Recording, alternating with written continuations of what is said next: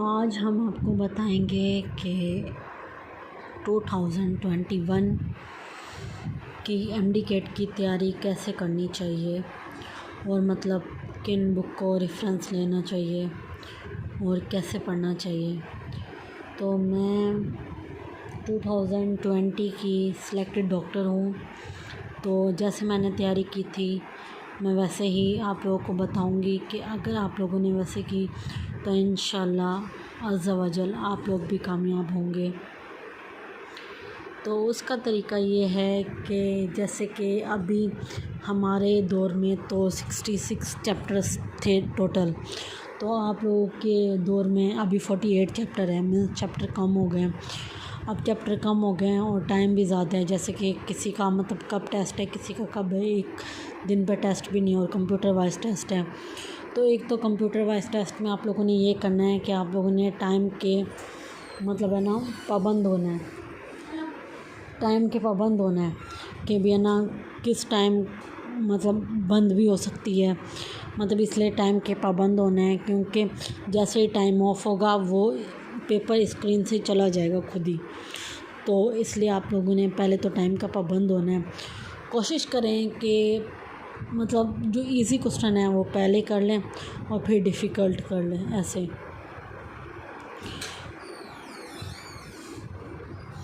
Easy questions पहले कर लें और डिफ़िकल्ट बाद में कर लें, तो ऐसे आप लोगों का हो जाएगा। अब मैं बताती हूँ कि तैयारी कैसे करनी है। तैयारी करने का ये तरीका है कि आप लोगों के पास टोटल सब्जेक्ट हैं 5, हमारे पास थे 4, तो मैं 5 का बताऊँगी कि आप लोगों ने फ़िज़िक्स, केमिस्ट्री, बायो, जैसे फ़िज़िक्स, केमिस्ट्री, बायो है। तो अब मैं आप लोगों को एग्ज़ाम्पल देती हूँ, जैसे कि फ़िज़िक्स से देती हूँ आप लोगों को। फ़िज़िक्स का है फोर्स एंड मोशन। तो ये है हमारा फर्स्ट ईयर का 3rd चैप्टर। सही है। अब आप लोग पहले तो सीन से पढ़ लें अच्छी तरीके से। सही है, क्योंकि आप लोग ऐसे तो बच्चे हैं नहीं जो पहली बार पढ़ रहे हों, तो आप लोग सीन से पढ़ लें। सही है। उसके बाद आप लोग यही चैप्टर पंजाब से पढ़ लें। सही है। अब आप लोगों के पास दो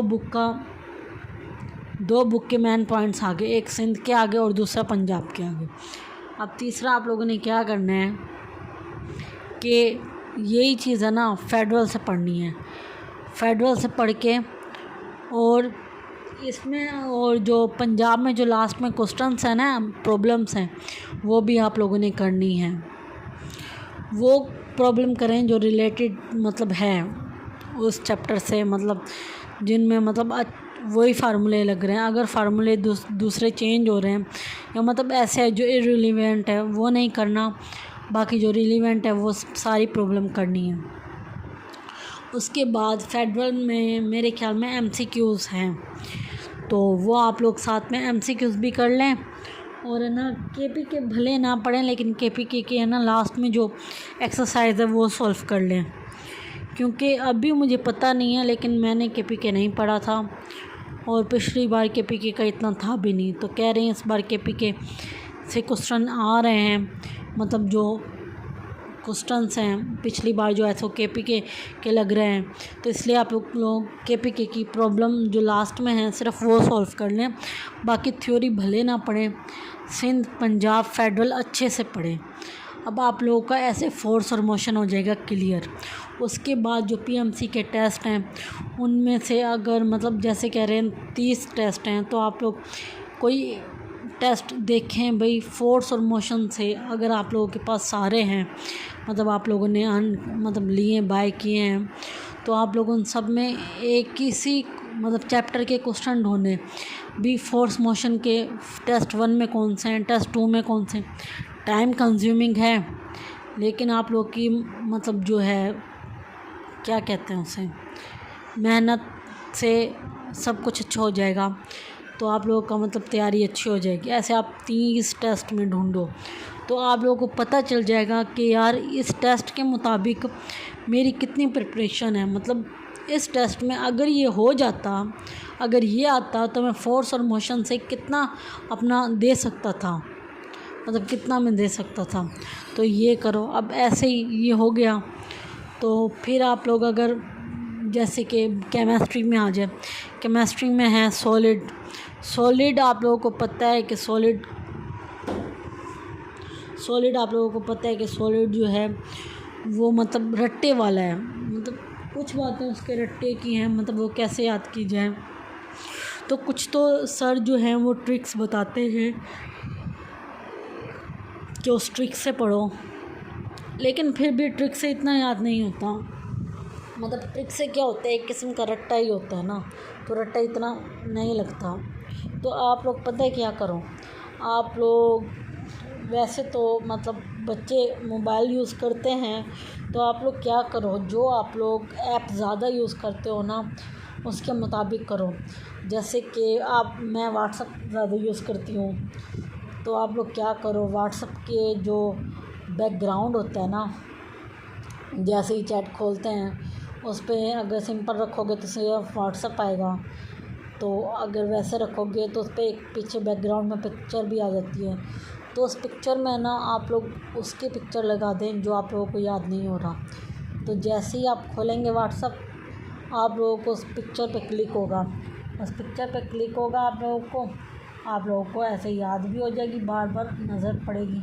अगर ऐसे कह रहा है भी कोई मैं व्हाट्सअप नहीं यूज़ करूँगा, मैं व्हाट्सअप यूज़ नहीं करूँगा भाई, व्हाट्सअप में टाइम कंज्यूमिंग है और व्हाट्सअप इन मामलात में अच्छा भी नहीं है अभी पढ़ाई के वक्त, तो वो एक काम करे, जिस जगह पढ़ता है जिस रूम में, उसकी दीवार में वही शॉर्ट जो होते हैं मतलब पेजेस, उनसे लिख के चिपका लें, तो जब भी यहाँ नज़र पड़ेगी वो पढ़ लेगा। या जैसे कि अगर उसे आईना देखने की ज़्यादा आदत है, तो भी मतलब बार बार आईना के पास जाता है, तो वो आईना पे चिपका लें स्टिकी नोट से, तो वहाँ जाएगा, बार बार नज़र पड़ेगी तो उसे याद हो जाएगा आराम से। ऐसे याद करने का तरीका है। अब आप लोगों ने जो पूरे दिन में पढ़ा ना एक बार, जैसे कि आप लोगों का आज का तरीका था, इसका भी वही है कि सिंध से पढ़ो, फेडरल से पढ़ो, पंजाब से पढ़ो और क्वेश्चन सॉल्व करो। सिंध से पढ़ के लेके और पंजाब से वही पढ़ो जो टॉपिक, सिंध वाली पूरी पढ़ो, मैं कह रही हूँ सिंध जो है वो पूरा पढ़ो जो मतलब बुक में लिखा है। उसके बाद पंजाब से वो पढ़ो जो पीएमसी के सिलेबस में है, फेडरल से भी वही पढ़ो जो पीएमसी के सिलेबस में से है। फिर इनके एमसीक्यू सॉल्व करो, एमसीक्यूज़ वो सॉल्व करने जो पीछे आए हुए हैं, पीछे मतलब जो लास्ट में है ना एक्सरसाइज के, वो पंजाब के बहुत अच्छे एमसीक्यूज़ हैं, वो सॉल्व करो। मुश्किल हैं लेकिन अच्छे हैं, तो ज़ाहिरी बात है वो इजी तो देने से नहीं रहे, हाँ भाई हम बच्चों को इजी दे दें। तो उसके बाद आप लोग ये करो, सही है। उसके बाद ऐसे ही बायो करो, लेकिन ना एक बात को याद रखना है कि आप लोगों ने पहले चैप्टर वो रखने हैं, वो करने हैं जिनमें कॉन्सेप्ट हो, आप लोगों को नज़र आ रहा हो हाँ भाई कॉन्सेप्ट है, मैं पहले चैप्टर कर लूँ। अगर आप लोग एक दिन में 3 चैप्टर भी कर रहे हैं, फिज़िक्स, केमिस्ट्री, बायो, और थोड़ा सा टाइम निकालने के बाद आप लोग कर रहे हैं इंग्लिश और लॉजिकल रीजनिंग, ये आप लोगों ने कर ली। उसके बाद आप लोगों ने क्या करना है मैं आप लोगों को टाइम बताती हूँ। अगर आप लोग उठो 9 बजे, सुबह के 9 बजे उठो, खाना सब कुछ खा के 10 बज जाएंगे, तो 10 बजे अगर आप लोग पढ़ने बैठो, 10 से 1 बजे तक आप लोग मतलब फ़िज़िक्स को पूरा कर लो। उसके बाद फ़िज़िक्स को, अब देखें फ़िज़िक्स को मैं इसलिए कह रही हूँ क्योंकि फ़िज़िक्स काफ़ी बच्चों को लगता है मुश्किल सब्जेक्ट, तो पहले आप लोगों को मुश्किल क्यों मुश्किल लो, क्योंकि सुबह जैसे ही उठते हो बंदे के अंदर ज़्यादा एनर्जी होती है, तो आप लोग पहले फ़िज़िक्स ले लो, फ़िज़िक्स लेके सॉल्व करके, अगर किसी को फ़िज़िक्स ईज़ियर लगती है तो फ़िज़िक्स नहीं फिर बायो ले, क्योंकि बायो में रट्टा है। ऐसे जो मतलब मुश्किल लगता है वो पहले सब्जेक्ट ले, तो वो लेके वो पढ़ के उसके बाद उसकी हर चीज़ करके, तीनों बुक से एमसीक्यू सॉल्व करके, हर चीज़ करके अभी कर लिया। अब एमसीक्यूज़ वो पहले सॉल्व ना करें, मैंने गलत कहा, सिर्फ पढ़ना है इस टाइम में। अब 1 बजे तक पढ़ लिया, उसके बाद थोड़ा रेस्ट ले, 1:30 बजे तक खाना खाया, नमाज़ पढ़ी, सही है, नमाज़ पढ़ के 2 बजे फिर वो बैठना, पढ़ने शुरू हो गया। पढ़ते हुए वो फिर उससे टाइम हो गया 2 बजे पढ़ने स्टार्ट किया उसने। फिर वो मतलब पढ़े 2 से 4 बजे तक। 4 बजे तक वो सब्जेक्ट ले। इस टाइम में वो सब्जेक्ट लेना है जो उसे ईज़ी लगे। हाँ, ईज़ी इस लिहाज से क्योंकि यार ये जो टाइम होता है ये अक्सर बंदों को नींद आ रही होती है। तो जो नींद का टाइम होता है ज़ाहिर बात है उसमें थोड़ी लेज़ीनेस होती है। तो बंदा कोई ऐसा सब्जेक्ट ले, हाँ यार इजी है, एक बार पढ़ूँगी समझ में आ जाएगा, दिमाग का कोई इसमें हमें ज़ोर नहीं देना पड़ेगा दिमाग पे, तो है ना, दिमाग पे ज़ोर नहीं देना पड़ेगा तो हो जाएगा। उसके बाद क्या करना है, ये थोड़ा सा फिर से ब्रेक लेके चाय पी के, सही है, मतलब 4 बजे जैसे आओगे थोड़ा रेस्ट लेके चाय पी के, उसके बाद 5 बजे आप लोग नमाज़ पढ़ के थोड़ी वॉक शॉक करके फिर आप लोग 6 बजे फिर से पढ़ना शुरू हो जाओ। 6 से 8 बजे तक आप फिर ऐसे ही दूसरा सब्जेक्ट पढ़ो। अब ये तीनों सब्जेक्ट हो गए हैं आपके, सही है। उसके बाद थोड़ा आप लोग मतलब रेस्ट करो 10-15 मिनट, मोबाइल चला लो, कुछ भी चलाना है चला लो। उसके बाद 9 बजे के बाद आप लोगों ने फिर से मतलब 1 घंटा है ना, उसमें 10 बजे तक उसमें आधा घंटा दे दो रोज़ का रीज़निंग को और आधा दे दो इंग्लिश को, सही है। 10 बजे तक हो गया। अब ये सारा हो गया। अब उसके बाद आप लोगों ने 10:30 बजे, सही है, कब 10:30 बजे आप लोगों ने क्या करना है, वो जो मैंने कहा था ना MCQ सॉल्व करने हैं, वो MCQ पीछे से भी सॉल्व करें। अब ज़ाहिर बात है एक दिन है तो तीनों चैप्टर तीनों सब्जेक्ट के नहीं हो पाएंगे, ज़ाहिर बात है। तो आप लोग जैसे कि फ़िज़िक्स ले रहे हैं तो फिज़िक्स के वो 30 जो है क्वेश्चन, 30 जो टेस्ट हैं उनमें से भी फोर्स और मोशन के ढूंढो। ऐसे ही हर चैप्टर के ढूंढो। और उसके बाद जो है वो क्या है, मतलब जो चैप्टर के लास्ट में है वो भी MCQ सॉल्व करो। ऐसे आप लोगों की तैयारी हो जाएगी बेस्ट। एक दिन फिज़िक्स को दो, फिर एक दिन केमिस्ट्री, बायो, ऐसे देते रहो। और जब आप लोगों का आए संडे, मतलब ये आप लोगों ने कब से करना है, मंडे टू सैटरडे। जब आप लोगों का है संडे तो आप लोग क्या करो, जो आपने इस पूरे वीक में पढ़ा है उसकी रिवीजन कर लो, तो रिवीजन भी हो जाएगी। रिवीजन तो वैसे भी कर रहे हो, रिवीजन फिर संडे को भी हो जाएगी, तो इसलिए तैयारी हो जाएगी आप लोगों की बेस्ट। अगर आप लोगों का